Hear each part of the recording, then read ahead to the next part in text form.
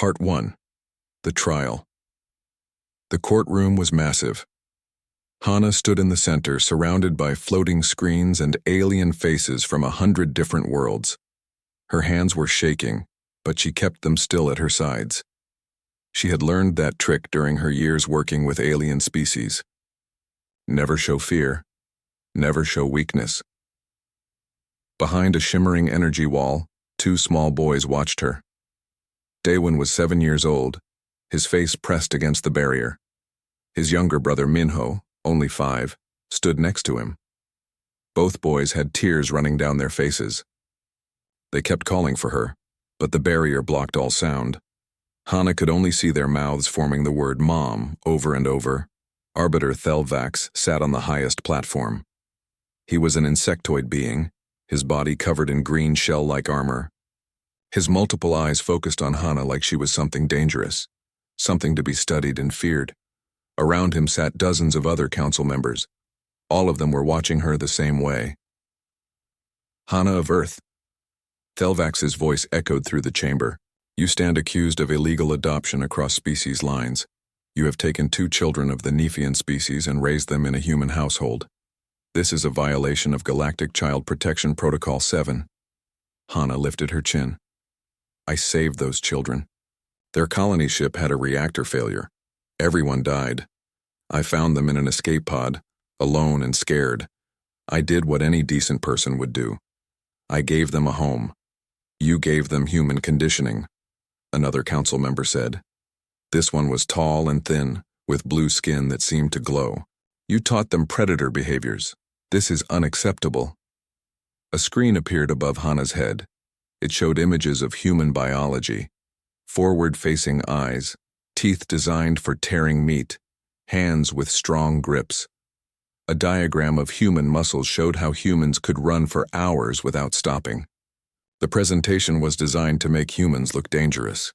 Humanity evolved as persistence hunters, Thelvax continued. Your species chased prey animals until they collapsed from exhaustion. You have high pain tolerance. You heal quickly from injuries. You are, by definition, apex predators of your home world. So what?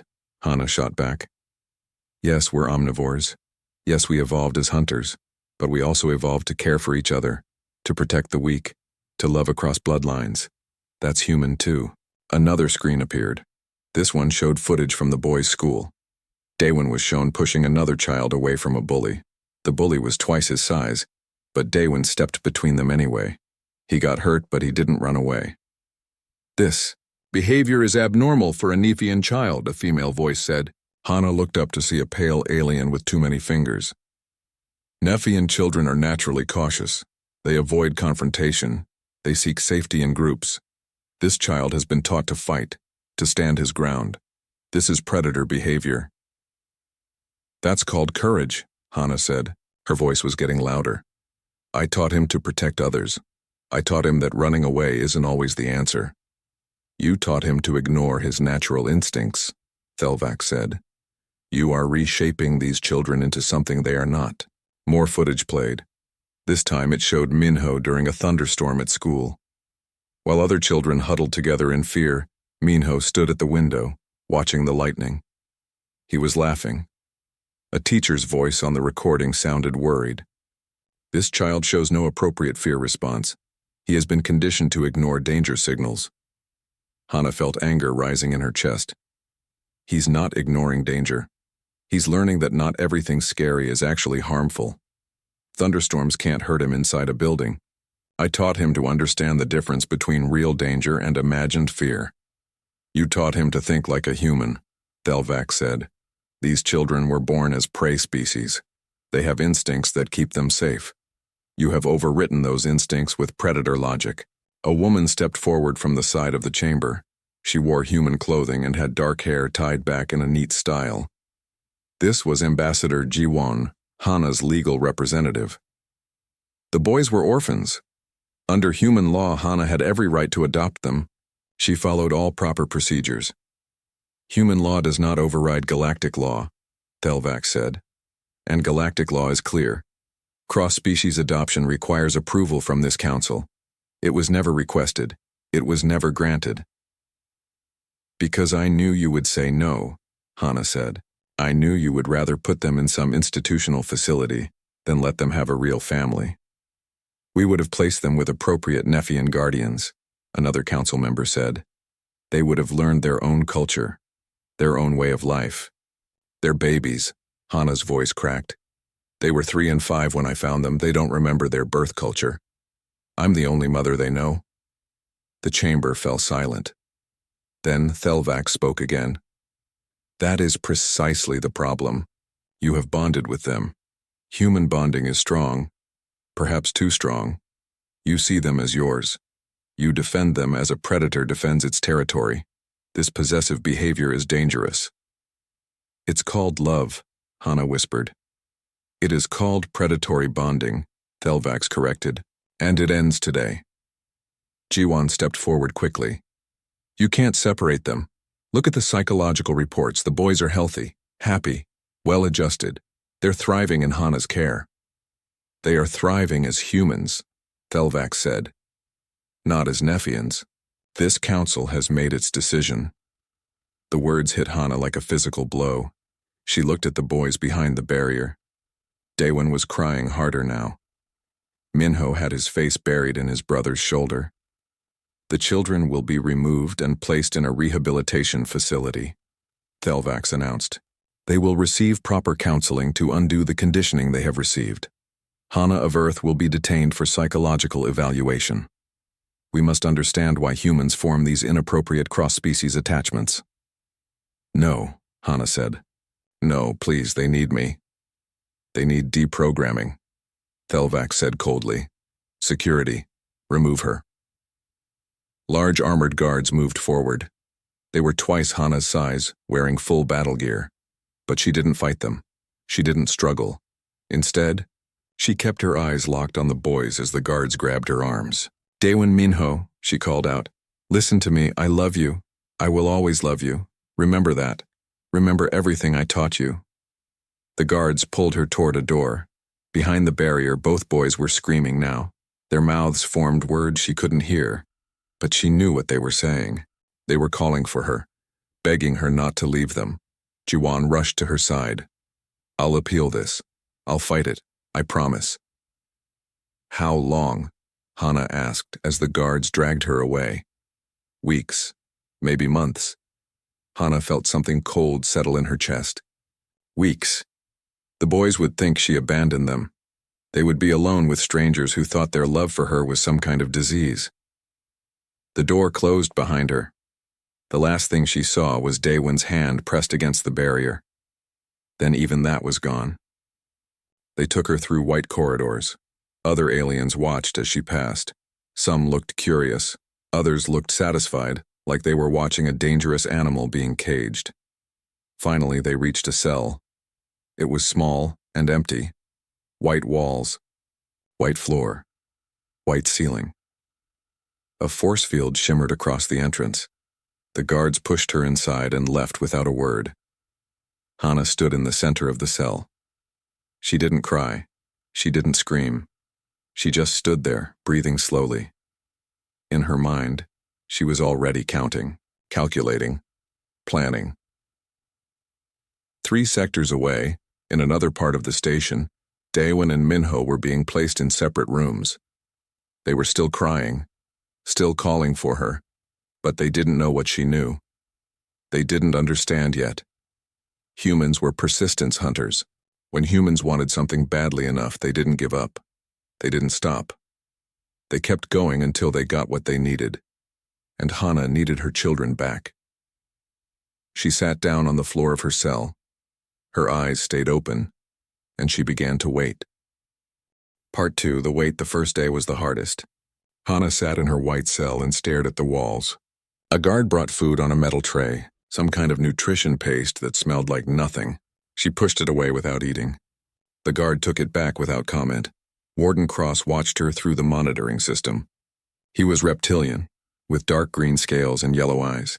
He had run this detention center for 20 years.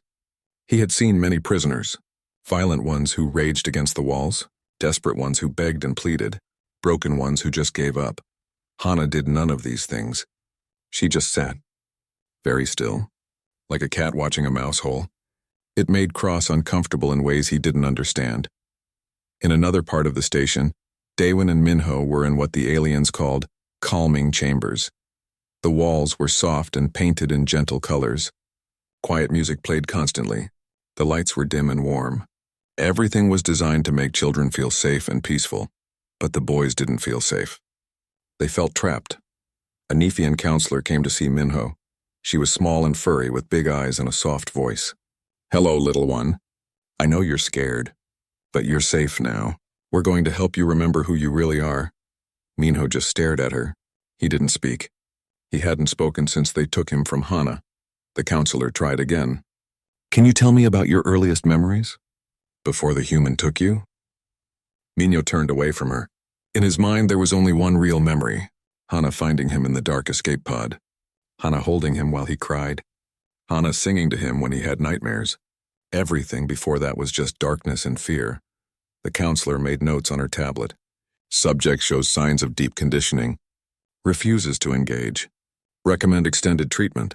Down the hall, Daewon was being more cooperative, but only because he was watching everything. He noticed how many guards passed by each hour. He saw which doors required key codes and which ones didn't. He counted cameras. He memorized faces. Hana had taught him this. She called it awareness. She said humans survived because they paid attention to their surroundings, because they noticed patterns that others missed. Back in her cell, Hana started moving. She did push-ups until her arms burned, then sit-ups. Then she ran in place for an hour. Cross watched this with growing concern. He sent a message to the council. The human is showing agitation behaviors. Possible aggression buildup. Recommend increased monitoring. But Hana wasn't agitated. She was measuring. Every time she moved close to the force field, she felt a small tingle on her skin. The field pushed back slightly like a magnetic force. She was learning its rhythm, its strength, how quickly it reacted. On the second day, a human woman came to see her.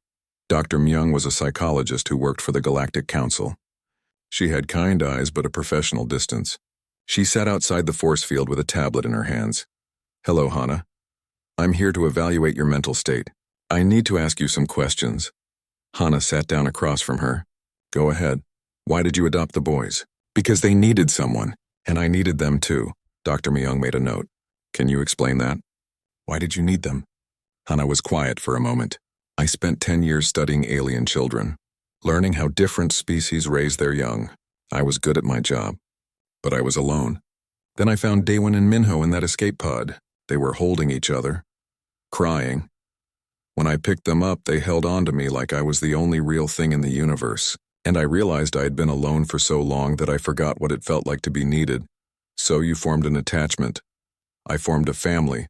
Dr. Myung looked at her carefully. "Do you understand that your species has very strong bonding instincts? Stronger than most species in the galaxy. Humans release bonding hormones when they care for children. Any children. Even ones that aren't biologically yours. It's a chemical response. So you might be experiencing a biological drive that's overriding your rational judgment. You might think you're acting out of love, but it could be just chemistry." Hana smiled, but it wasn't a happy smile. "Love is chemistry, doctor. Every emotion is chemicals in our brains. That doesn't make it less real. That doesn't make it less important." Dr. Myung had no response to that. She asked more questions. About human history. About human wars. About how humans fought each other for thousands of years before joining the galactic community. Hana answered honestly. Yes, humans could be violent. Yes. Humans had done terrible things to each other. But humans had also created art and music and literature. Humans had built hospitals and schools. Humans had learned to be better. "And you think you're being better by keeping those children?" Dr. Myung asked. "I think I'm being human by refusing to abandon them." After Dr. Myung left, Hana went back to her exercises. She noticed the air vent in the corner of her cell. She noticed how the force field didn't extend all the way to the corners. She noticed that the meal tray was made of metal that could conduct electricity. She was thinking, planning, waiting for the right moment. Meanwhile, Minho had stopped eating completely. The counselors were getting worried. They tried different foods. They tried gentle encouragement. Nothing worked. Minho just pushed the food away and curled up in the corner of his calming chamber. Daewon was eating, but barely. He was getting thinner. The light in his eyes was changing. The counselors thought he was finally accepting his situation. They thought he was giving up his human conditioning. They were wrong. Daewon was just getting quieter, more watchful, more patient. On the third day, Ambassador Jiwon came to visit Hana. She looked tired and frustrated. The appeal is stuck in committee. They keep delaying the hearing. I think they're doing it on purpose, Hana nodded. She had expected this. There's worse news, Jiwon continued. They're planning to transfer the boys to a Nephian family on the other side of council space. It happens in 4 days.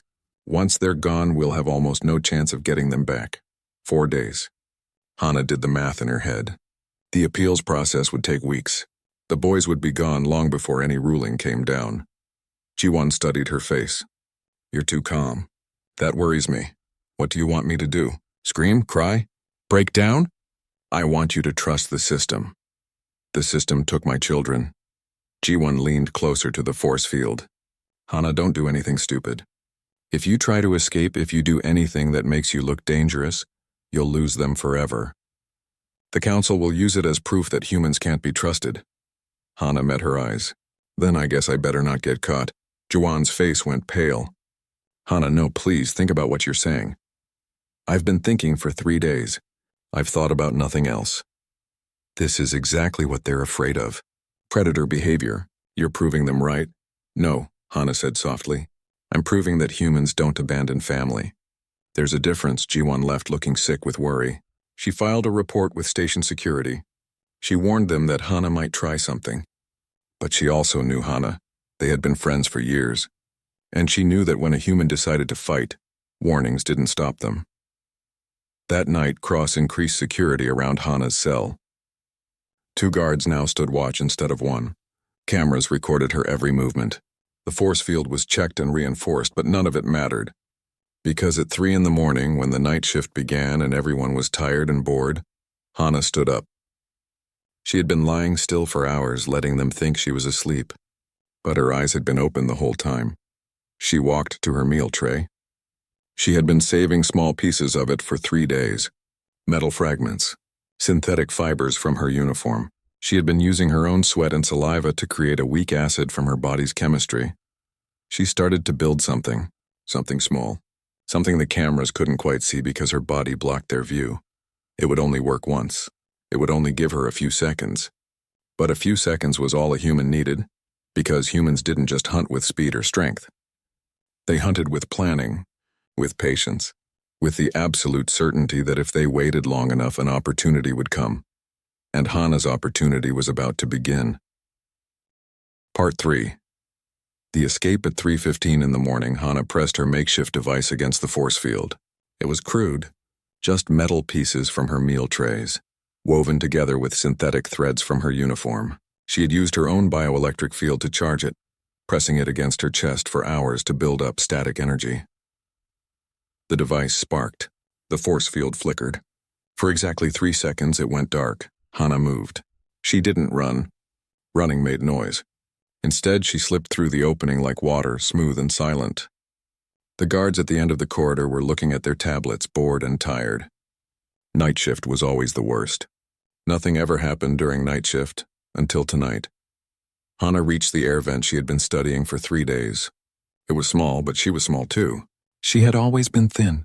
Now, after 3 days of barely eating, she was even thinner.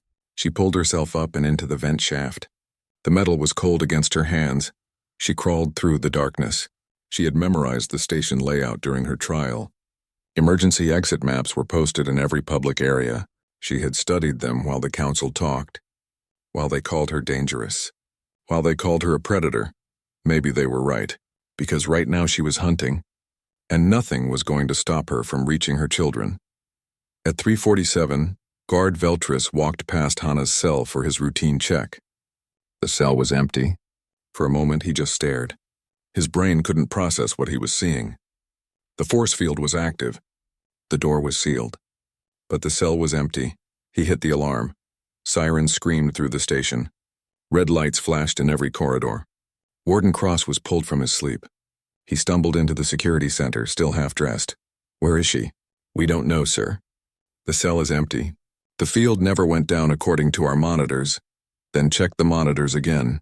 Check everything. Find her. Security teams spread out through the station. They headed for the docking bays. They headed for the embassy sector where other humans lived.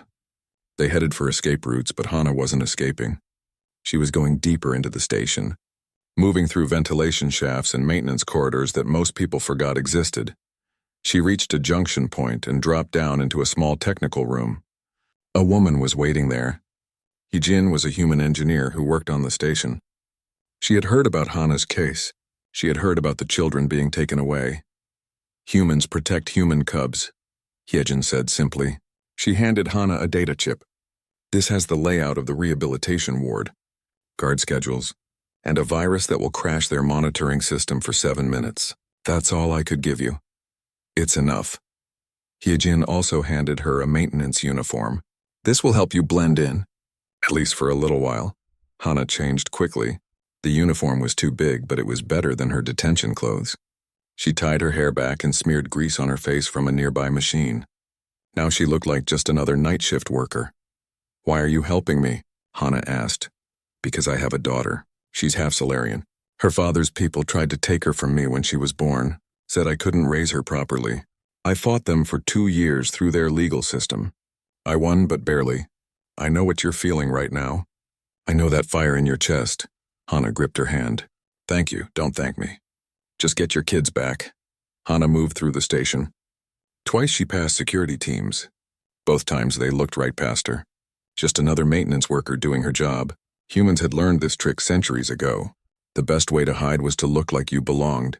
She reached the rehabilitation ward at 4:23. 7 minutes to get in, find the boys, and get out before the cameras came back online. 7 minutes to do something that should be impossible. But humans specialized in impossible things. She plugged the data chip into a wall port. The virus uploaded in seconds. Screens throughout the ward went dark. Doors locked in a cascading sequence that created chaos. Counselors rushed out of their offices confused and worried. In the confusion, Hana slipped inside. The ward was huge. Dozens of rooms. Hundreds of children from 100 different species. How was she supposed to find 2 small boys in all of this? But then she remembered. She had taught them a game. Every night before bed, they would tap on the walls. A pattern, a rhythm. Hana called it finding each other in the dark. She told them it was fun. But really, she was teaching them. Just in case of this. She found a water pipe running through the wall. She tapped the pattern. 3 short taps, 2 long ones. 3 short again. She waited, listening. From somewhere deep in the ward, an answering tap. Faint but clear. 3 short, 2 long. 3 short, Daewon. Then another tap from a different direction. Minho. She followed the sounds. Moving quickly now. She had 5 minutes left. Maybe less. She found Daewon first. He was in a small room painted with soft colors. He was sitting on the floor tapping on the wall.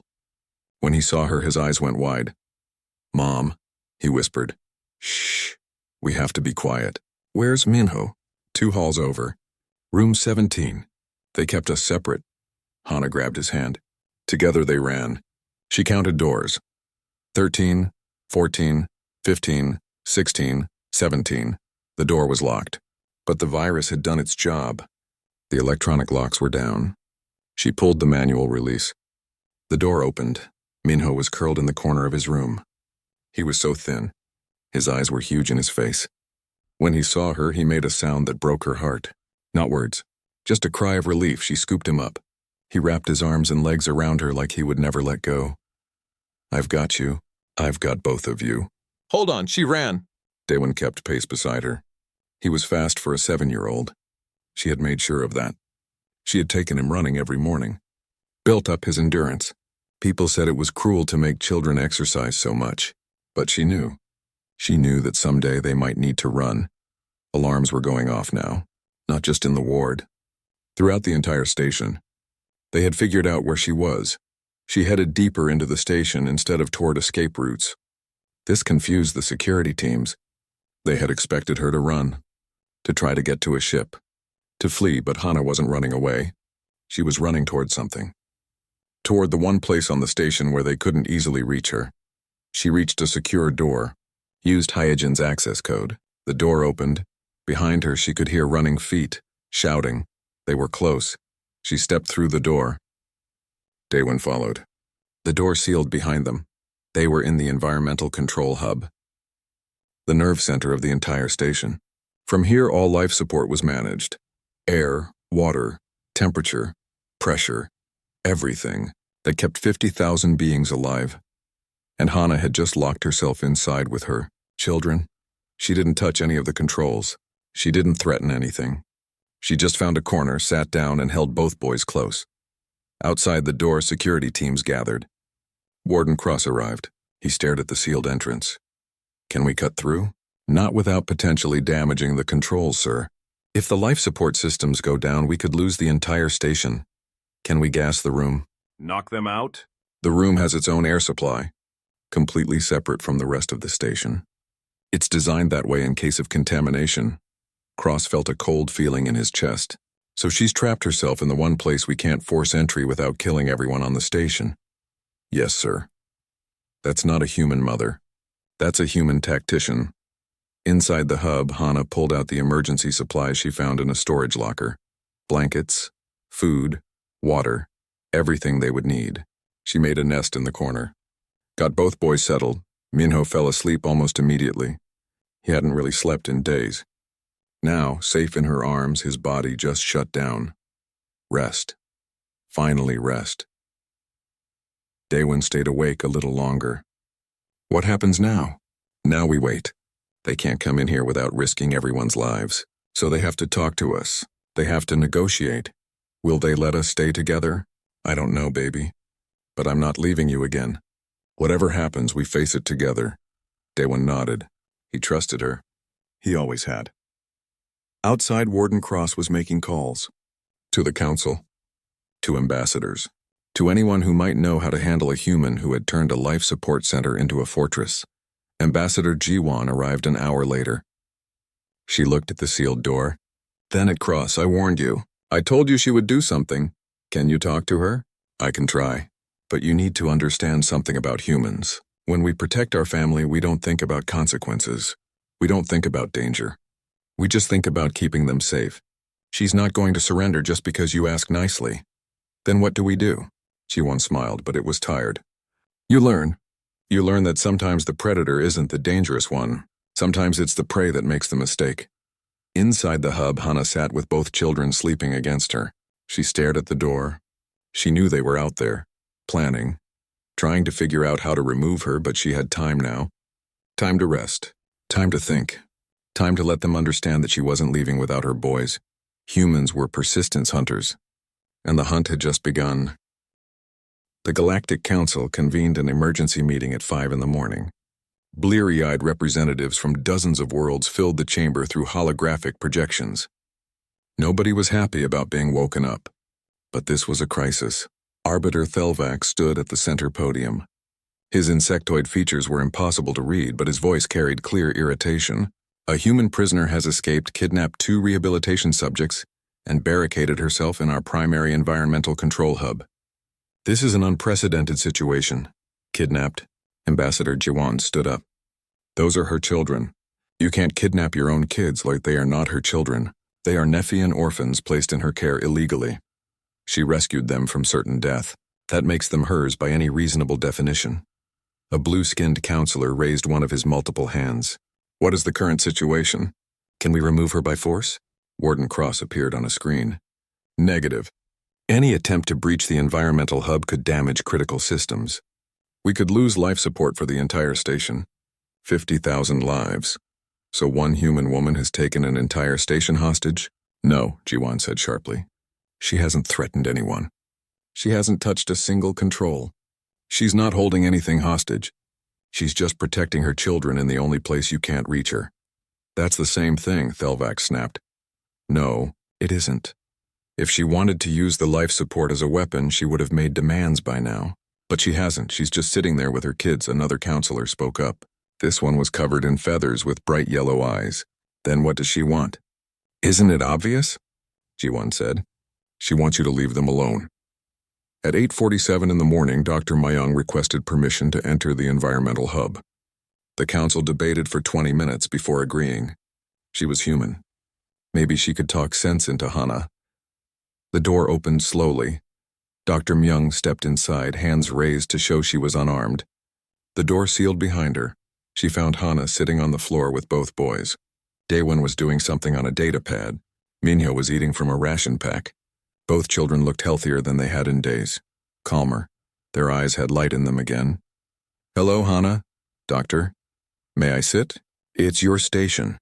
Dr. Myung sat down carefully, keeping some distance. "The council is very upset." "I'm sure they are. They're calling this a hostage situation." "I haven't touched any controls." "I haven't threatened anyone." "How is that taking hostages?" Dr. Myung had to admit she had a point. She watched the children for a moment. Minho was actually smiling. He hadn't smiled once during his time in rehabilitation. "What's your plan here? You can't stay forever." "I don't need forever. I just need long enough." "Long enough for what?" "For them to understand." "Understand what?" Hana looked at her directly. "That humans don't give up on family, ever. They can keep me locked in here for years. They can starve us. They can do whatever they want. But I won't leave without my children. And I won't let them take my children from me again. So they have a choice. Accept us as a family, or explain to the entire galaxy why they let a woman and 2 children die in an environmental hub because they couldn't admit they were wrong." Dr. Myung felt a chill. "You're bluffing. You wouldn't let harm come to these boys." "I'm not talking about harm. I'm talking about time. How long can the council afford to leave their main environmental hub sealed? Days, weeks? What happens if there's an emergency and they need to access these controls? What happens when other stations hear about this? When other humans hear that the Galactic Council would rather risk lives than admit one human mother has the right to keep her adopted children? That's manipulation. That's truth. I'm not doing anything except sitting here. They're the ones who have to make choices." Dr. Myung left 30 minutes later. She reported back to the council. "The children's vital signs are better than they've been in days. Heart rate normal. Stress hormones down. They're eating again. Sleeping normally. Being with her is healing them." "That proves our point," Thelvac said. "She's conditioned them to depend on her. It's classic predator bonding." "Or," Jiwon cut in, "it proves that she's their mother and they need her." "Did that possibility cross your mind?" At 12:43 in the afternoon, something unexpected happened. A human warship entered the station's orbit. The Perseverance was a diplomatic vessel, but it was armed. Its captain, Junho, sent a message to the council. "I've heard about the situation with Hana and her children. I'm here to observe." "Just observe, but I want the council to know something. Humans have a saying, not one step back. It means we defend what's ours to the last breath. That woman in your environmental hub, she's already shown you what that means. Don't make the mistake of thinking she's alone. Every human in the galaxy is watching this, waiting to see what you do." The council chamber erupted in arguments. Some called it a threat. Others said it was just a statement of fact. But everyone understood the real message. If they forcibly removed Hana, if they hurt her or the children, humans everywhere would know. And human cooperation with the Galactic Council would end. At 5:56 in the evening, something stranger happened. The station's AI, named Aegis, activated screens throughout the council chamber. Data began scrolling across them. Medical data, psychological profiles, comparison charts. A synthetic voice spoke. "I am required to report anomalies that affect station operations." "I have detected an anomaly." Thelvax looked irritated. "What anomaly?" For 3 days, the juvenile subjects Daewon and Minho were in rehabilitation facility. Their vital signs showed elevated stress hormones, disrupted sleep patterns, reduced food intake, and increased heart rates. These indicators suggest psychological distress. "That's because they were being deprogrammed," someone said. "Negative. For the past 14 hours, the same subjects have been in the environmental hub with Hana. All stress indicators have returned to normal ranges. Food intake is normal. Sleep patterns are healthy. Heart rate is relaxed. Conclusion: the subjects are healthier with the human adult than without her." The chamber fell silent. "This presents a logical problem," Aegis continued. "If the goal is child welfare, the data shows optimal welfare occurs with Hana. Current actions contradict stated goals." Counselor Drix spoke up. He was an avian being, covered in silver feathers. "The AI makes a valid point. We separated them for their own good. but all evidence shows they're worse off separated. They're psychologically dependent on her, Thelvax argued. That's not healthy, is it? Another counselor asked. Children of every species form attachments to their caregivers. That's normal. That's healthy. Why is it different? Because the caregiver is human. Because humans are predators. So are raptorials, Drix pointed out. And we allow them to adopt across species lines. So are krill. So are sylthans. The only difference is that humans are good at it. Very good. Maybe that's what really bothers us. More arguments erupted, but something had shifted. Doubt had entered the conversation. Elder Kelsey, an ancient Solarian counselor who rarely spoke, requested a private communication with Hana. The council granted it.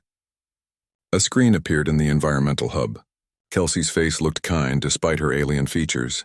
She was 400 years old and had seen many species rise and fall in galactic society. Hello, Hana. Elder, I have one question for you. If we allow you to keep these children and in 10 years they wish to return to their birth species culture, would you let them go? Hana didn't hesitate. Yes, love isn't ownership. It's giving someone roots and wings. I want them to know where they came from. I want them to understand their heritage. But I also want them to choose their own path. If that path leads away from me, I'll be sad. But I'll support them. Kelsey studied her for a long moment. You truly don't see them as prey to be possessed, do you? You see them as individuals. As people. They're my children. That's all that matters. Even if they're not human. Especially because they're not human. It means I have to work harder, learn more, be better. They deserve that effort, Kelsey smiled. It was a strange expression on her alien face, but it was genuine. Thank you. That's all I needed to know. The screen went dark. In the council chamber, Kelsey turned to address everyone. I have made my decision. I vote to overturn the original ruling.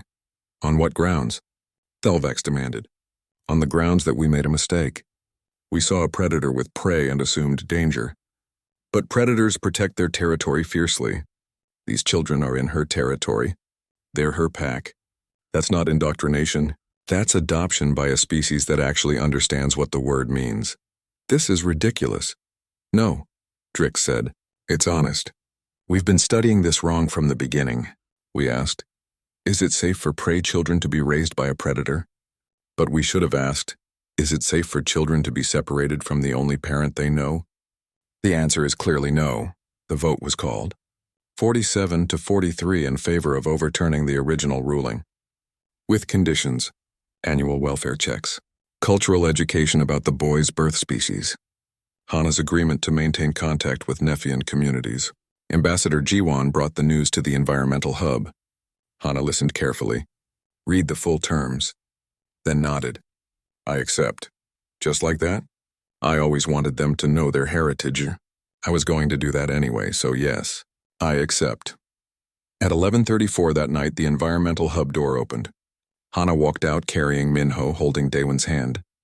Station security stood ready, but she didn't fight. Didn't run. She just walked calmly toward the docking bay where Captain Junho's ship waited. Other beings watched as she passed.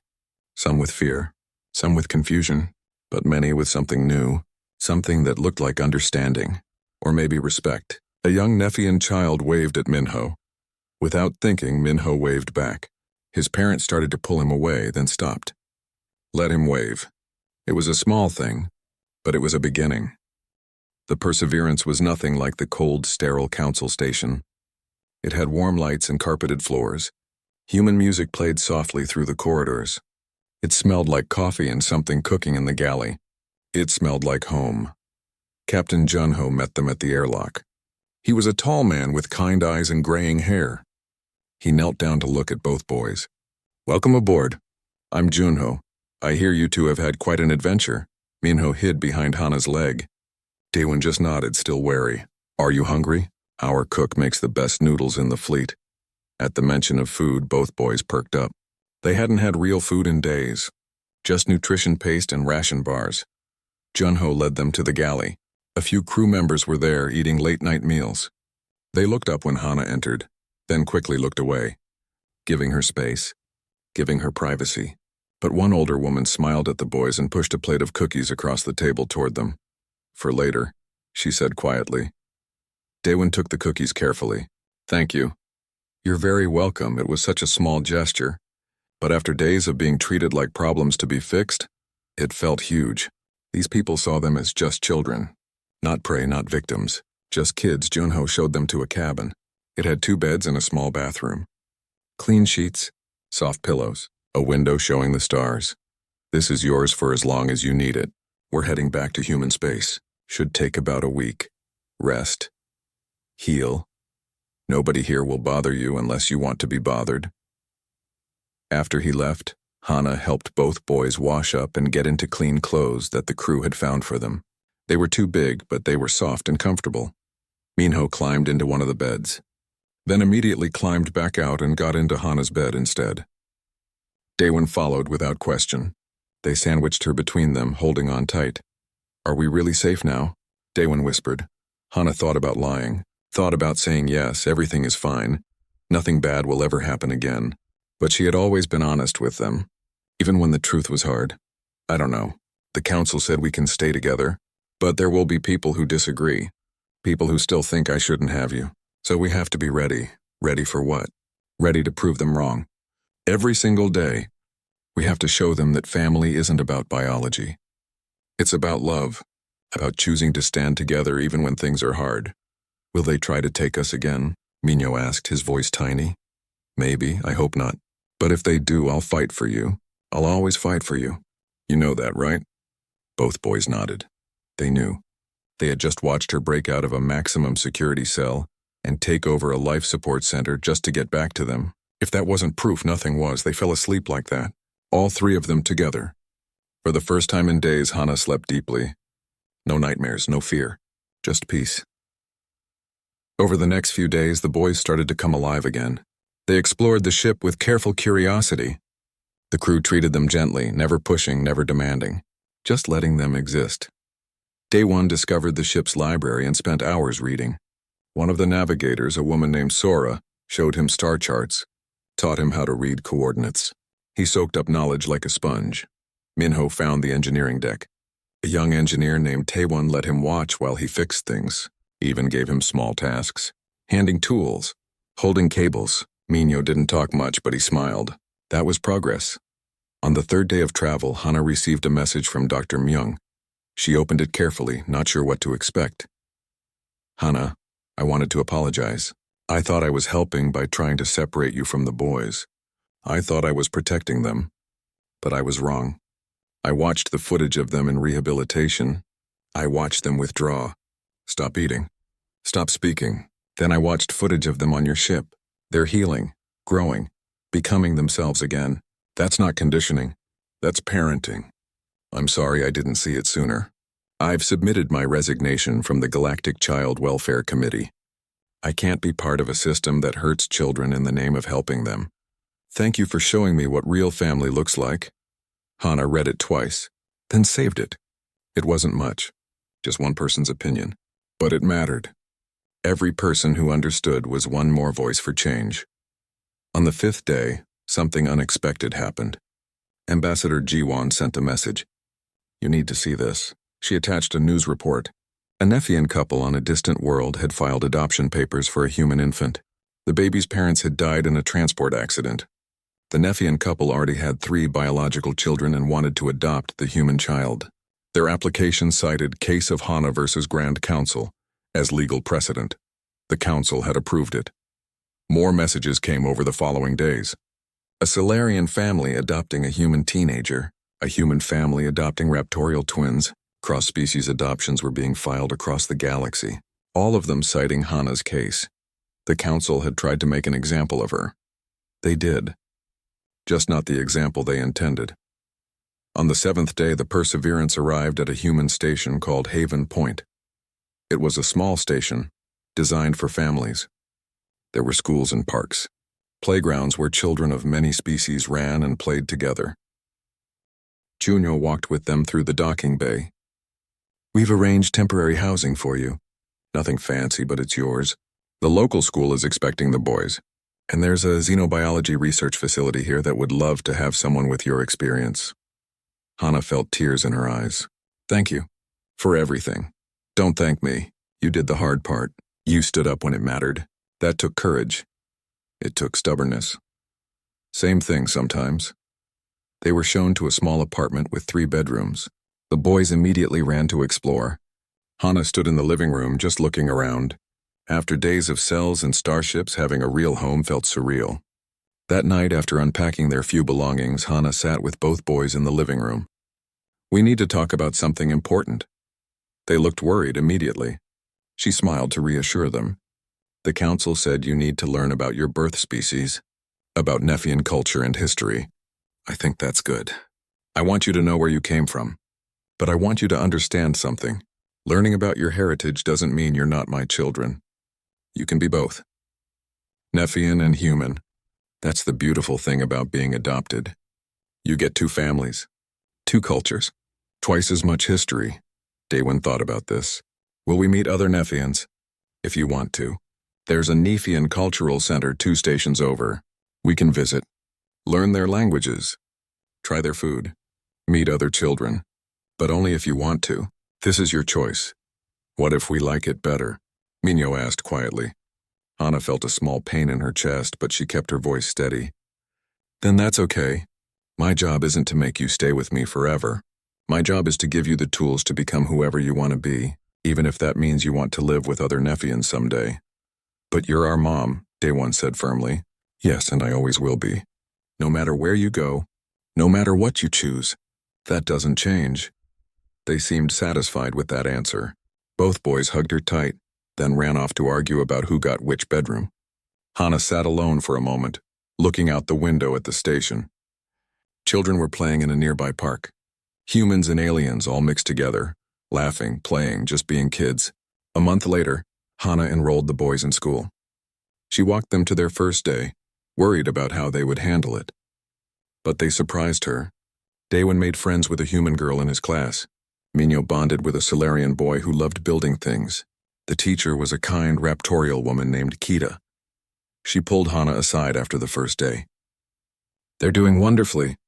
Very resilient. Very kind to other students. You've done a good job with them. Thank you. I try.